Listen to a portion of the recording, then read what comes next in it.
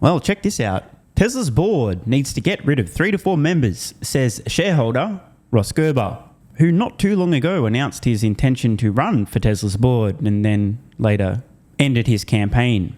I thank the Flying Spaghetti Monster for that outcome. Looking forward to hearing what Ross has to say, although I'm not sure Jordan of the Limiting Factor is interested in what Ross has to say. I just thought I'd bring this one up for some context to just suggest that support for Ross Gerber among Tesla retail investors is not necessarily universal.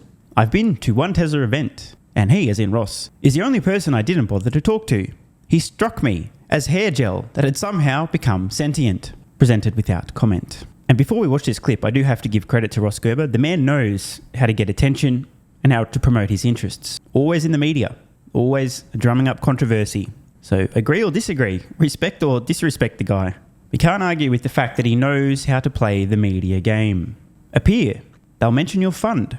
And even if they don't, your appearances in the media will add to your credibility among people potentially investing in your fund. Oh, by the way, let's check out the results. The GK Fund, Advisor Shares, Gerber Kawasaki ETF, no chart available, that's weird. The 5-day, solid performance, up 2.7%, 1 month up 6%, 6 months up 7.4%, year to date 7.34%, and since inception down nearly 24%, but hey, it's a fairly short time frame, launched in mid-2021. You can't judge somebody on the performance of an ETF over that time frame.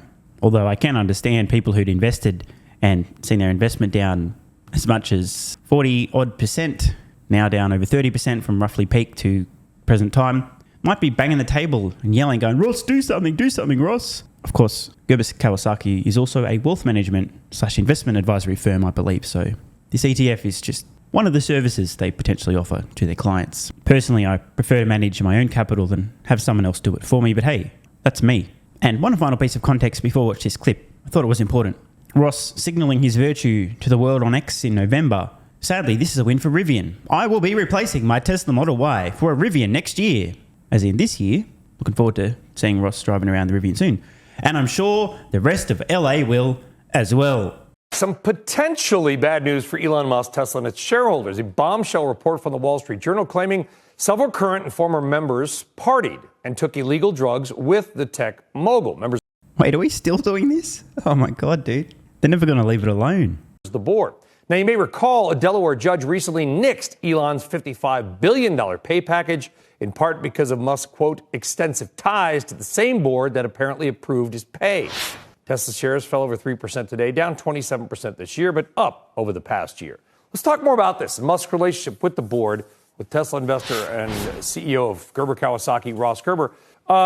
Ross, first off, who do you think the Journal, they're not going to publish something unless they got good sources, even if they don't name them. Who's leaking all this stuff lately?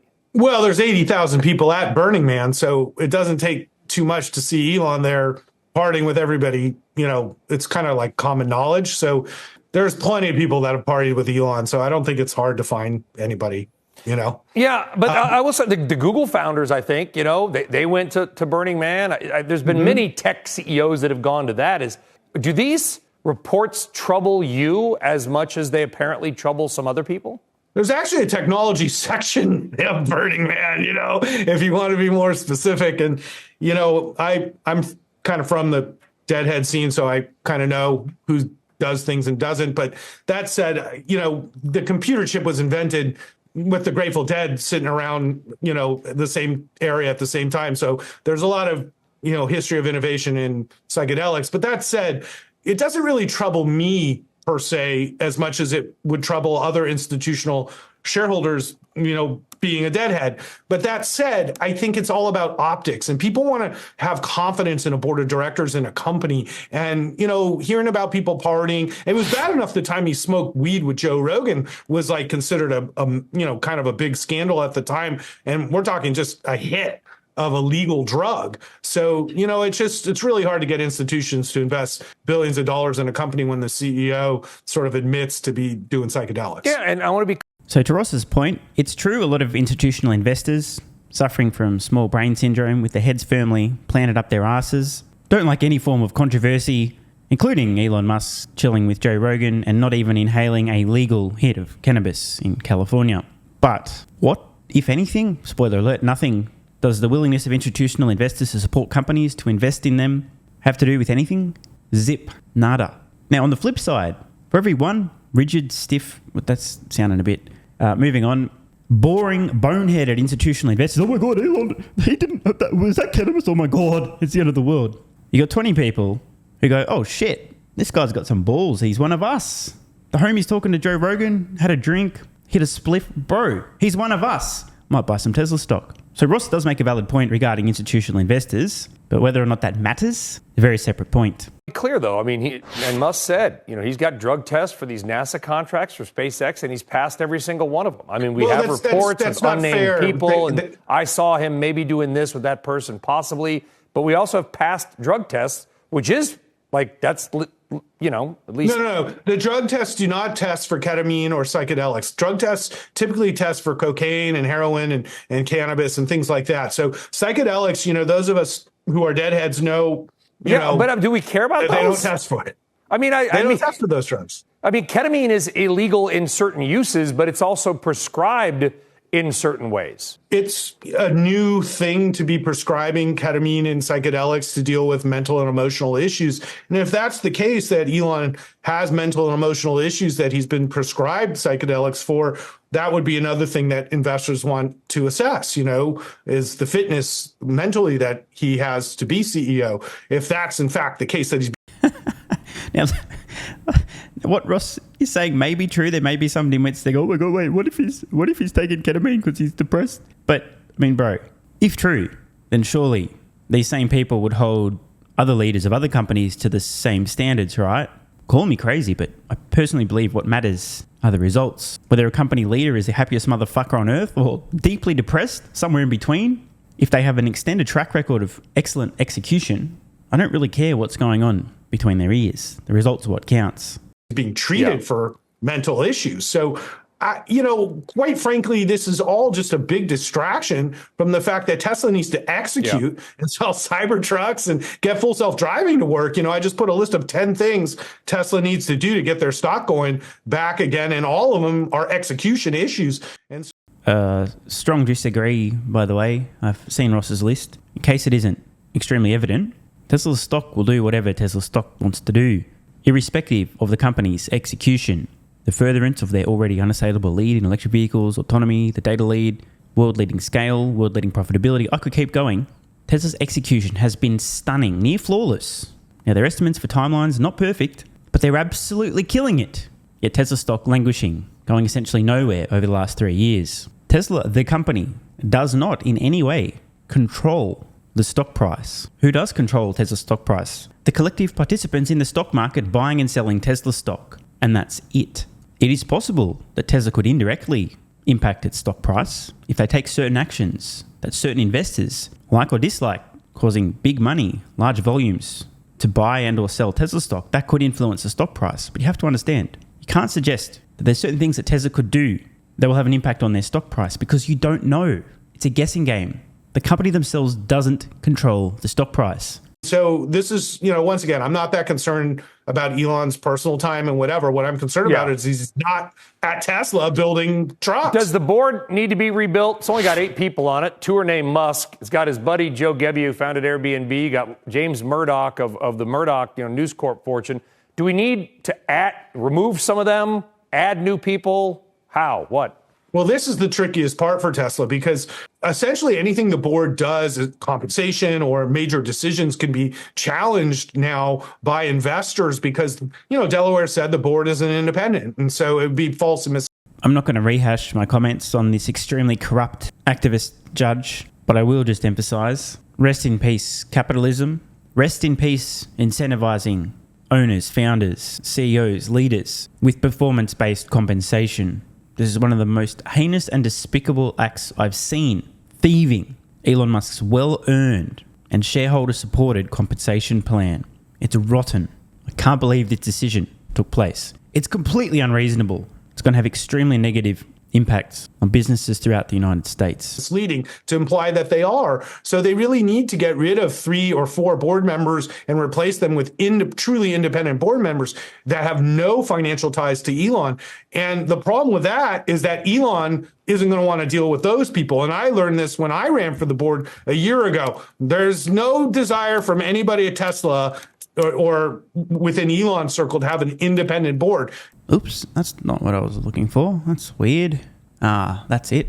So in case you missed it, I'm not necessarily sure it's Tesla's board not wanting potentially independent board members or anyone at Tesla having a problem with independent board members. It may in fact have been resistance to Ross Gerber himself. I don't think it's unreasonable to say that there seemed to be a little bit of resistance to the idea of Ross Gerber joining Tesla's board of directors. When I polled my audience about a year ago, the results were 3% of people in support of Ross joining Tesla's board of directors, 91% not in support, and 6% of people didn't really have any skin in the game and just wanted to see the results. For the record, almost 3,000 retail investors in Tesla stock voted on this poll. Pretty large sampling.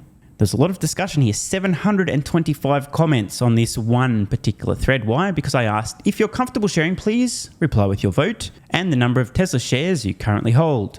Patreon members, I highly encourage you guys, if you want to look, there was an absolutely staggering amount of no votes in terms of Tesla shareholders. People not supporting the idea of Ross joining Tesla's board of directors. So Ross, don't take it personally, my friend, but I don't think it's Tesla, the company, that had resistance to independent board members. I think that perhaps you're just not the man for the job after all. Surely you're busy enough managing your investors' money, right? Don't you have a fiduciary responsibility to be doing that? You wouldn't want to be spread too thin, have too many things going on and be absent, right? After all, your name's literally on the company and the ETF. Because, you know, as we know, Elon's obviously distracted now. You wouldn't want to be distracted. Your clients would be a bit upset. The clients to which you have a fiduciary responsibility, right? So anyway, where were we? Oops, not that. Better edit that out. That could be awkward. There we go. Elon controls the company 100%, even though he only owns 13% of the company. But it's going to be very hard for the company to move forward with the current board. And this is, I think, one of the reasons the stock is selling off, is because changes have to be made if there's going to be legally binding things happen. But Elon certainly isn't going to like those changes. So how does this all work itself out? And I think that's the challenge Tesla investors are facing.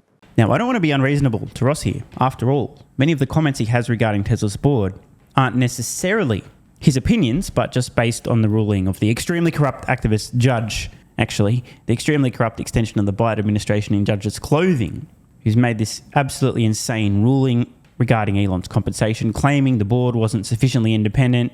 So I just want to be fair on Ross there. That's what he's getting at there when he's talking about changes with the board. Now, it was curious that Ross didn't state he disagreed with the judge's ruling. Perhaps he does agree. I don't know. I don't want to put words in the guy's mouth, but for what it's worth, regarding independence of the board, on Elon Musk's 2018 compensation plan, I recall quite clearly that both Kimball Musk and Elon Musk themselves, who aren't exactly independent, I mean, they're brothers, recused themselves from voting. Anyway, the drama continues. Media continues to run with this story about Elon Musk altering his state of consciousness. Ross Gerber continues to leverage the media for his own advantage. I don't blame the guy. And just a few closing comments. There is a deeply troubling risk, ladies and gentlemen, that some poisonous vipers may find their way onto Tesla's board. Activists in board members' clothing with their own agenda. Do you want an example of what can happen when this kind of shit goes down? Just look at the madness within corporate America in the last couple of years. Name your company. And finally, a little bit of recommended reading if you haven't already read it. The Parasitic Mind by Gad Saad. You want folks with this mind virus infiltrating Tesla's board of directors? I, for one, most certainly do not. Want more content? Early access? A bunch of perks? Click the links in the pinned comment. AG1 has given me a massive, meaningful boost in energy, allowing me to do a lot more every day, including using my brain more and using my body more. I highly recommend you guys and girls check it out. It's an excellent way to fill in nutritional gaps. It's got 75 high-quality vitamins, minerals, and whole food source nutrients, plus prebiotics and probiotics and digestive enzymes and adaptogens to help you deal with stress. Plus, if you click the link in the pinned comment or head to drinkag1.com/SMR, you can get yourself a 1-year free supply of vitamin D3 and K2. But don't take my word for it. Here's what some of you guys and girls have to say. AG1 has changed my life.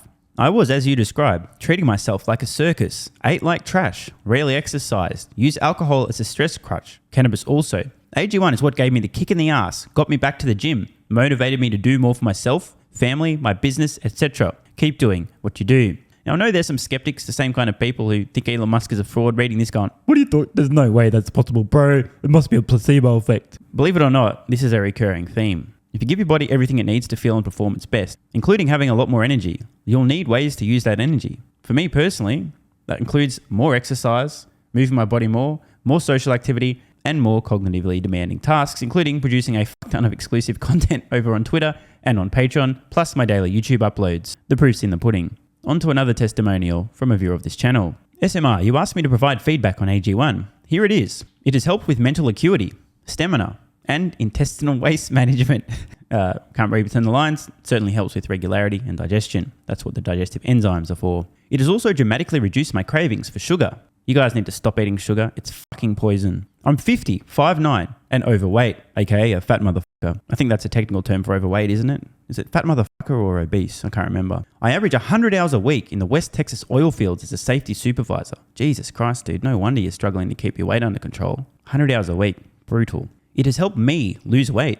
It is not an appetite suppressant. It can help fat people suppress cravings, and motivation to be healthier is critical for changing your diet. Love you, brother. Again, this is a great point. It's something people really don't seem to grasp. If you have more energy, everything becomes easier. It's like turning on easy mode for life. A few years ago, before I was taking AG1, my health was trash. I was struggling to get through the day, had afternoon fatigue. The last thing I wanted to do was either use my brain or move my body. Didn't have the energy. Now, my biggest struggle every day is figuring out ways to use that energy. I'm exercising way more, doing a lot more with my friends and family, and of course, my work output has increased substantially. And you can fact check me. Check out the average length of my videos I was posting to YouTube 3 years ago. Need I say more? And one final testimonial. Love this one. Okay, here's the deal for me with this AG1 shit. I'm 41 years old and not the type to eat, drink, smoke, or sleep healthy, so I was skeptical. That being said, here's what I experienced. Day 1, meh. Day 2, afternoon fatigue was about 45 minutes late. Day 3, 0 afternoon fatigue. Day 4, 0 afternoon fatigue plus extra energy. Day 5, again, 0 afternoon fatigue plus energy, wondering, what the fuck, really? See, this is the thing, right? The results for many people are just almost too good to be true. This is the same experience I had. My afternoon fatigue just vanished out of nowhere. I'm like, wait, what the fuck? Why am I not tired in the afternoons anymore? Surely, it's not that AG1, is it? Turns out it was. Day 6 and 7, same thing. Day 8, same thing. Plus, I had the want to get things done around the house that I normally would slack off and not get done. Again, the point, extra energy, you'll need to use it, you'll find ways to use it. Day 9, 10, and 11, and today is day 12.